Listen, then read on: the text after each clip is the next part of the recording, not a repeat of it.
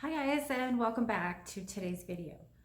So today's video, I want to touch base on the changing of the seasons. We are going into winter now and we're approaching the holiday season. We've got Halloween next week pretty much, and Thanksgiving around the corner. And we all know what comes with not only the seasons changing, not only is it going from warm to cold, but it's going from sunny to gloomy, and it's going to changing for families, people who don't have families, and people who do have families. And we all know that with the seasons changing, with the cold in the winter time, a lot of people struggle with seasonal depression. But to make matters worse, for those who struggle with depression on a regular year-round basis, and or other mental disorders, anxiety, if you're struggling from bipolar or schizophrenia, any mental illness or mental disorder, um, is a hard time. And it's that time of year now where we have to be a little bit more vigilant in how we treat people, a little bit more aware and sensitive to the needs of others and how we treat other people, how we respond to other people, and just in general, all the way around, our relationships, um, you know, are a little bit more sensitive and a little bit more fragile this time of year. So I like to touch base periodically, but especially now that the seasons are changing and now that the holidays are coming and it's cold out. So, we have people who are struggling with mental illness who are out in the cold. So the homeless people, people that don't have a place to stay, don't know where their next meal is going to come from. And there are families, there's mothers and fathers with children that are homeless, and just the homeless population in general is sky high. And I wish that there was something that I could do more to help others other than to pray and to try to donate what I can here and there. But of course it doesn't even touch the needs of what so many people need. And it's just a time right now that there's seasonal depression, and people are struggling with depression, and it's a hard time of year. We're getting into the holidays. It's a hard time of year, even if you have families, if you have a roof over your head, without being or seeming ungrateful. It's a hard time of year. It's a little bit of a difficult time of year for me as well, simply because I too struggle with depression, and I've battled it off and on my entire life. I've said in multiple videos, I have been in and out of therapy and on medication, off and on over the years since I was 23. And that was something that I did myself. I put myself into therapy because I, almost overdosed one night, and it wasn't intentional, but it was kind of one of those things where if I go to sleep and I don't wake up, I'll be okay with that. And I was 23 years old, and by that time I had just had my third child, and so I was struggling with depression and not being treated, not on any medication other than self-medicating. And I was also suffering from postpartum depression, which is a very, very scary. If you've ever, if you've had children and you've struggled or suffered from postpartum depression, it is really, really bad. And So, I mean, I know what it feels like to be depressed. I know what a day, feels like to wake up and feel like, you're the only one in the world feeling this doom and gloom, and you just have this, this foreboding, this, expecting something bad to happen, or just not seeing any light or any happiness, no matter which direction you look. And sometimes it's overwhelming, and sometimes it causes people to have thoughts that, maybe hurting themselves, or thoughts of they would be better off not here. And those are all things that we want to avoid, and those are all things that we want to be able to detect and see in people as we're interacting with people, as we're talking, conversating with people, which very rarely does anybody conversate anymore. Everything is text message.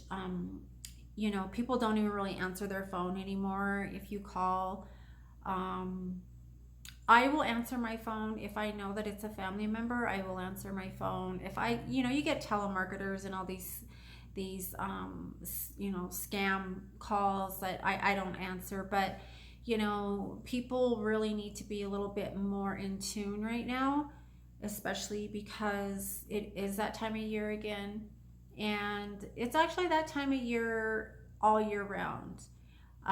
But the holidays and the winter time always seem to make it so much worse, because the sun's not out. It's cloudy, it's gloomy, everything's dying. The leaves are all off the trees. The trees are bald and brown, and it's cold, and it's just not a good time of year. It's just, I don't like winter.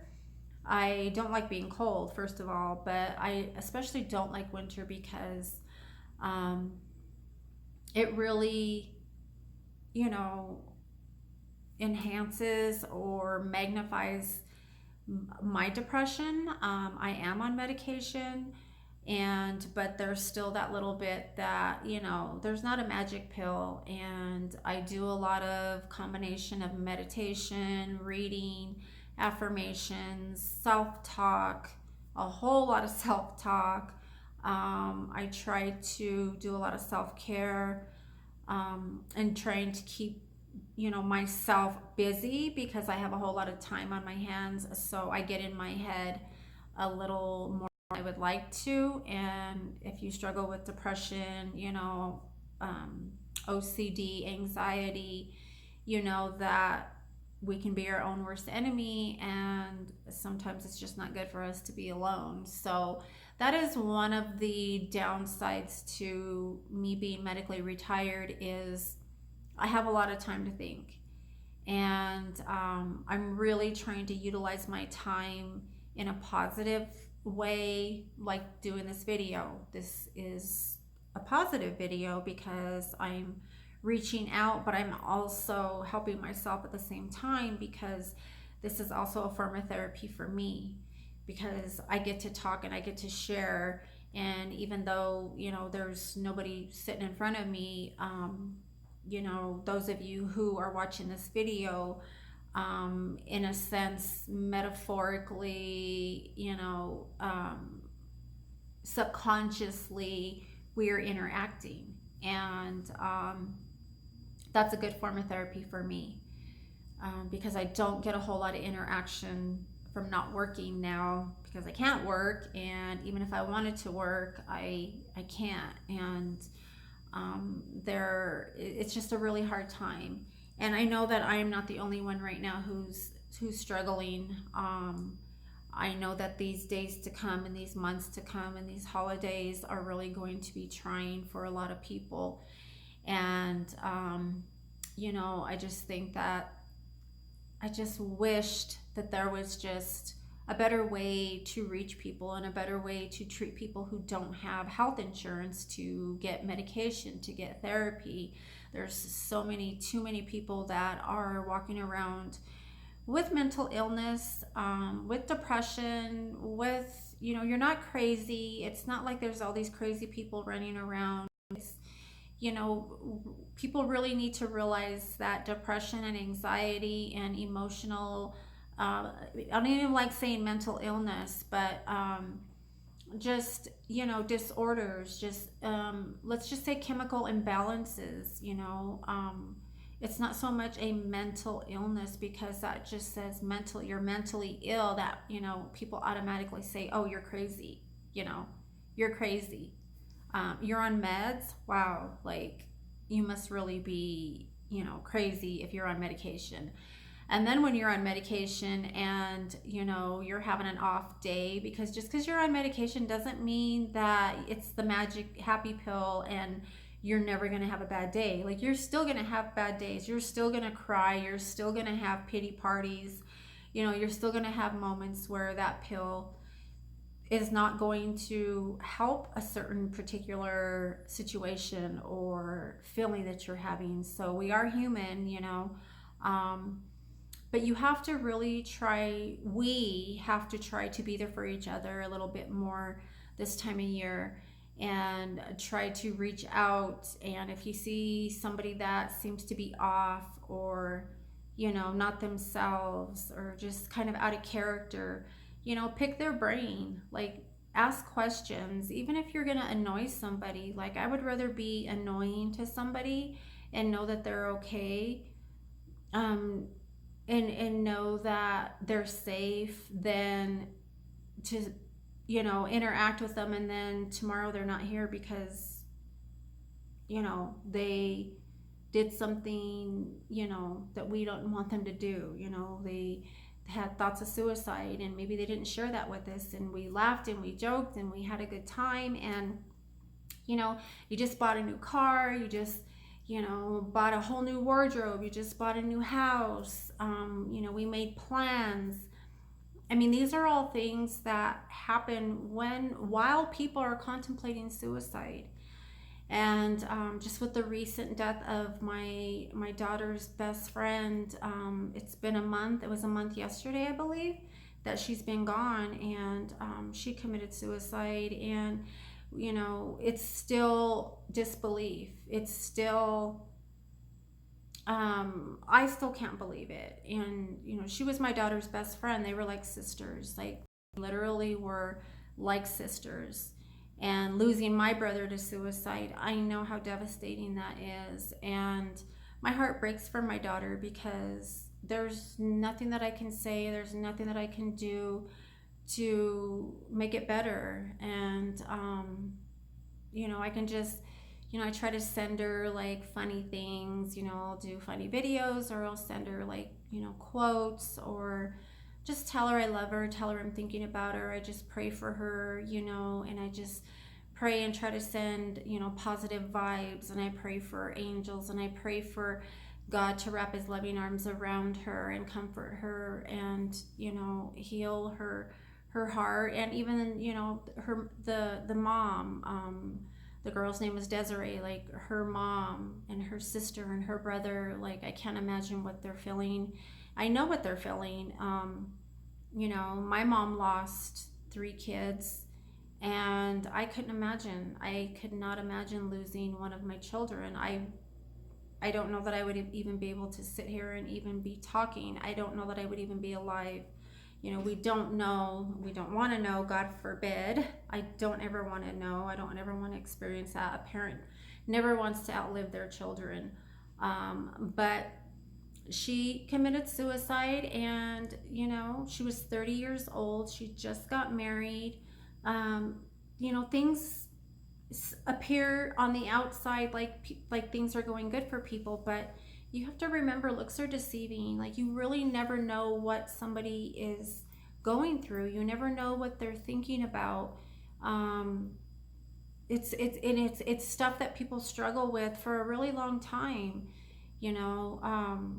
I, like, for my brother, for example, with him, we were best friends. We were 18 months apart. We were super close, and we talked about everything. We hung out together. Where I went, he went, and vice versa. And if, even as kids when we were growing up, if I was not allowed to go around his friends, if his friends didn't want me around, well, then he would tell his friends, see ya, because, my sister's going to be around. And, he picked me over his friends like all the time, or I hung out with him and his friends. And, he always had my back. And so when I saw that he was changing and everybody else saw that he was changing, um, you know, I don't know how everybody else reached out to him, but I know that I, would ask him, like, what's the matter? Like, I can tell there's something wrong. I could see it in his eyes. He just had like the sad, far away look in his eyes. And I could just see that there was something wrong. And I would tell him, I know there's something wrong. Like, tell me what's wrong. And he would look at me like he was almost going to say something, and he wanted to say it, but he just couldn't bring himself to say it. And he would just say, it's nothing. And it was like that for a few months. He was out of character for a few months, and he ultimately had a plan. And it was just a matter of when, and it wasn't if. And looking back, when we were kids growing up, when he would get upset, he would run around, crying or just throwing a fit, saying, I'm going to find dad's gun and I'm going to kill myself, And as a kid, kids throw tantrums, kids say things, we all say things, even as adults. And, but he had a plan. And he got a gun and he planned it out. He had gotten a gun like a couple months prior to his actual suicide. And, he had changed. He was different. He had a daughter. She was 2. He loved her. She was his world. And at that time, he wasn't able to see her like he wanted to see her. She was being kept from him, and that was one of the things that he struggled with the most. But there were so many other factors that we'll never know. And we just know that he was depressed. Depression runs really high. It's big in my family. My dad was a functioning drug addict, alcoholic and drug addict. He was bipolar. And my grandmother, which was my dad's mom, was bipolar, manic depressive. Like, that lady was, nonstop moving, smoking cigarette. Like, she would never sit down. She was just like always just going. And my older brother was a functioning drug addict and alcoholic as well. So addiction does run big in my family also, along with mental illness. My grandfather on my mom's side was severely depressed and had a nervous breakdown. I do have 2 first cousins who committed suicide. One, my mom's sister's daughter, and one, my dad's sister's daughter. And my brother shot himself. We were all the same age.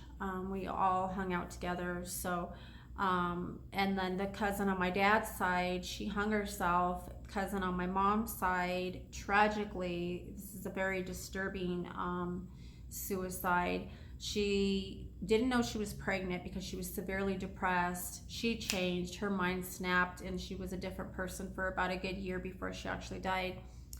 And come to find out, she was pregnant, and she didn't really find out she was pregnant until she had a failed suicide attempt of a drug overdose, or not drugs, but she took all her depression pills that they had put her on. And when she was in the hospital, that's when they discovered that she was pregnant. So because she was so depressed, you couldn't even tell she was pregnant. So she was like 7 months pregnant. Long story short, we're guessing that she was probably in labor the night that she died. She waited for everybody to go to bed. She just kept telling her daughter at the time, go to bed, go to sleep. She was antsy. She was just like, go to bed.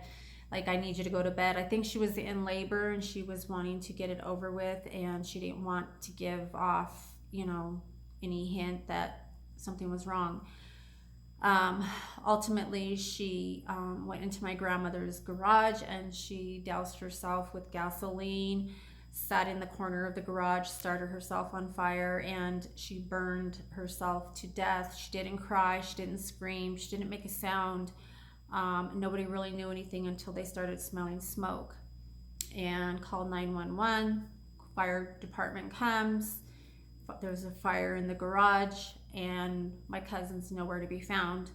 And the fireman comes out and tells my grandmother, um, are you looking for a young woman? Is there a young woman that's missing?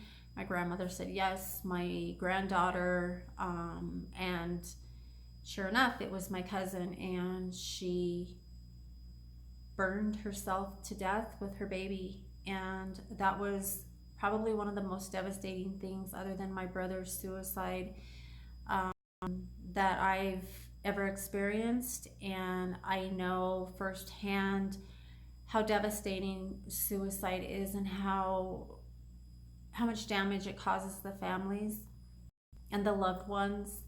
And I can't even imagine what they were going through moments and seconds before they actually, went through with it. I can't imagine what my daughter's friend was feeling the moment before she hung herself. She was hurting. She was hurting. She was going through a lot prior to that, emotionally and relationship wise. But there's just, nobody's worth killing yourself over. There's no circumstance and no situation that is too big. I know I've been at the threshold of that. I've had those thoughts. I've put myself in the hospital a few times, because I didn't trust myself. And, sometimes I think people don't want to die.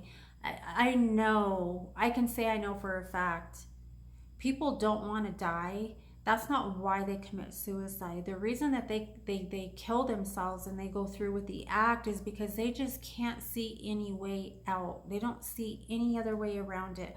All they know is they're hurting. They're tired of hurting. They're struggling. Nobody understands. Um, Maybe people are ignoring them. Maybe people are tired of hearing them complaining about how depressed they are, or maybe they're not speaking out at all and telling anybody.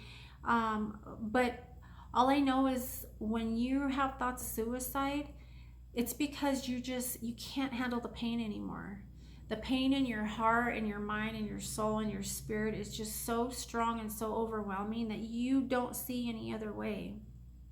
And I know that people don't want to die, they just don't want to hurt anymore. And we have to try to prevent this, you guys. Like, there's so many suicides, so many bullying, leading up to suicides. There's adult bullying. There's so many different factors in suicides and depression and mental illness, and the stigma around that, and how people shame you for being depressed, and they shame you. And a lot of people, even loved ones, will use it against you, and tell you, did you take your crazy pills today, or why don't you go take a crazy pill, or you're a drug addict because you take pills, or you're a drug addict because you smoke, marijuana for your anxiety, or you smoke marijuana for your depression. People don't understand the seriousness of mental illness, and how very fragile your mind is, and how fragile your life is. People talk out of turn. People talk recklessly. People are very inconsiderate and non-caring, and have no empathy and no sympathy, and everybody's about me, me, me, me, me, and what am I going to get, and what am I not going to get, and what am I going to lose out on if I have to help you, and I have enough of my own stuff going on. We have to try to balance that. And if there's something that we could put aside for one day to be there for somebody, to listen, to be an ear, to give advice if they're asking for our advice, or just to be a shoulder, or whatever it is that you can do to help somebody, reach out, you guys. Lean on each other. We need each other. People don't realize how much we need each other. Family needs family, but sadly and very sadly, a lot of family is very estranged and for very silly, ridiculous, petty reasons. And life is so fragile and life is so short that I know a handful of people who are going to be very, very, very, very sorry and have so many regrets if something were to happen to a certain person or certain people. Um, I'm trying my hardest just to be a good person, just to be a good Christian, just to be a good mom, be a good daughter, be a good sister, be a good friend. I'm trying really hard just to be my best with what I'm working with what I have left. I've done a lot of work, you guys. It's taken me uh, 30 years to get to where I'm at. And let me tell you, the depression sometimes really took over and really got the best of me. But God brought me entirely too far in my life for me to throw in the towel. I've come so close to dying multiple times. It's a broken record, but quickly, I've had a gun pulled on me. I've been tortured. I've had my head banged into the cement, almost killed. I almost died at the hands of my father. And when I got the cancer, I almost died with that. Um, I've just come way too far to throw in the towel and to give up and to give in to suicide or to give in to depression and to give in to those dark thoughts that I have periodically. I just remember and I just look back and I think, okay, you know what? God has not failed me. Whether you believe in God or whatever it is that you believe in, all I know is how far I've come. All I know is what I've gotten through in my life and the obstacles I've overcome and the situations I've overcome and the darkness that I've came through. I can help other people. I can relate. I understand. Um, I can sympathize with you and just know that you're not alone. Okay, you're not alone. You may not have people, you may not have somebody, but there are people out here like me who can listen, who can talk, who can engage, who can, you can bounce stuff off of me. You can ask me questions. You can, look at my situations and I can tell you each and every situation and how I got through it and, how I'm sitting here today in a lot of pain. I mean, I'm in a lot of pain. I've been in a lot of pain, especially this past few days. Nerve pain, muscle pain, but I'm not going to just lay down and just give up. I can't, and I won't. So, um, I am going to continue to reach out. I'm going to continue to be a friend. I'm going to continue to be a go to. And I hope that if you stumble across my video, that you will interact with me.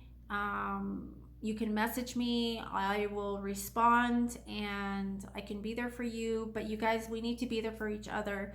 The holidays are coming now. Depression is going to be on the rise.